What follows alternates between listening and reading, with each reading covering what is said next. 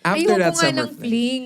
Kasi parang mas maganda yung mahabang relationship. Hindi, pero kung na-meet mo nga siya sa island, party-party, tapos something happened, tapos umuwi ka sa Manila, nag-message pa rin Kung siya. pwede, bibit-bitin ko siya sa Manila. Really? Kung Okay. nagustuhan mo naman siya. Tapos nag-click kayo, you guys had I a just great find time. it weird when you do that. Is it just me? Parang weird, di ba? Parang you're getting shit-faced in the province, hammering each other, and all of a sudden you go back, I'm in my normal world in Manila. And then... May ganun. Alam ko, Rico, may ganun. Siguro yung parang naka-mindset ka talaga na you're going there, you're not looking for someone.